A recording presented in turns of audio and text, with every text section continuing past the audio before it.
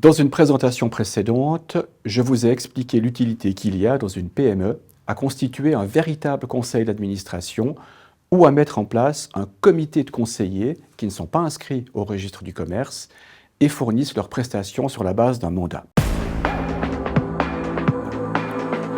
Le rôle d'un conseil d'administration est très souvent sous-estimé. Pourtant, c'est un outil très efficace dans le cadre de l'aide à la prise à la décision, mais aussi et plus spécialement dans le cadre de la transmission de l'entreprise qui nous occupe.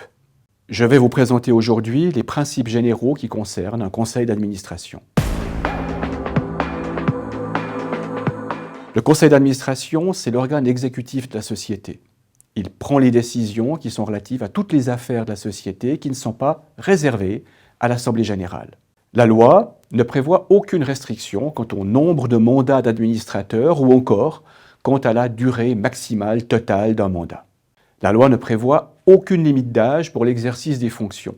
Les statuts peuvent, cependant, prévoir une telle limite. La loi n'exige pas que l'administrateur soit actionnaire de la société, mais les statuts peuvent le prévoir. L'administrateur doit exercer sa fonction personnellement, en ce sens, aucune représentation n'est admise. Idéalement, il devrait y avoir des administrateurs externes à la société, c'est-à-dire indépendants. Un administrateur est en principe indépendant s'il n'est pas impliqué dans la gestion de la société, s'il ne l'a pas été durant les 3 dernières années, ou s'il n'entretient aucune relation d'affaires ou seulement des relations d'affaires limitées avec la société. La loi n'impose pas d'exigence d'indépendance, sauf par exemple pour les banques. La loi n'interdit en principe pas que le directeur général soit simultanément membre du conseil d'administration, voire président du conseil d'administration. Mais ce cumul est de plus en plus controversé. La composition du conseil peut être un enjeu essentiel, notamment lors d'une succession d'entreprises, car elle détermine son aptitude à réaliser efficacement ses tâches. Souvent, un chef d'entreprise ne veut pas constituer un conseil d'administration parce qu'il veut être libre dans la prise de décision, ne pas avoir à rendre de compte. Mais il oublie qu'il lui appartient toujours de prendre les décisions. Et il se prive des compétences et des connaissances qui pourraient utilement l'aider. Ou alors il craint le coût que les administrateurs externes peuvent représenter.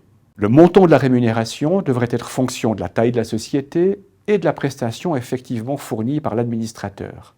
Les 4 critères principaux qui doivent être pris en considération sont les suivants. Premier critère, la prestation personnelle, c'est-à-dire le travail fourni pendant et en dehors des séances, le temps de travail investi, la disponibilité, l'apport intellectuel. Deuxième critère, la position au sein du conseil d'administration.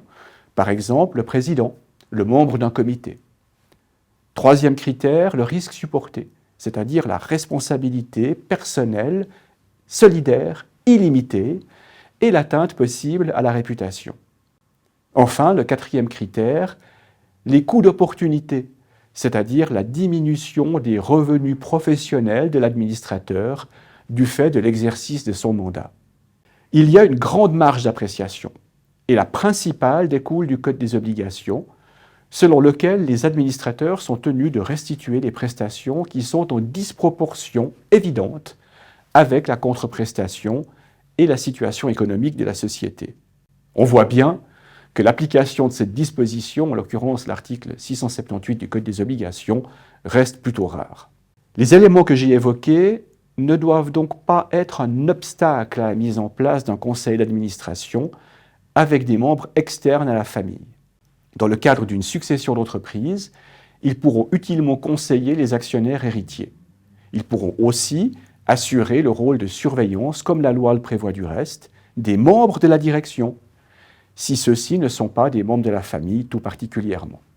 On peut ainsi s'assurer, autant que possible, que les héritiers ne soient pas placés dans une situation de dépendance à l'égard des membres de la direction.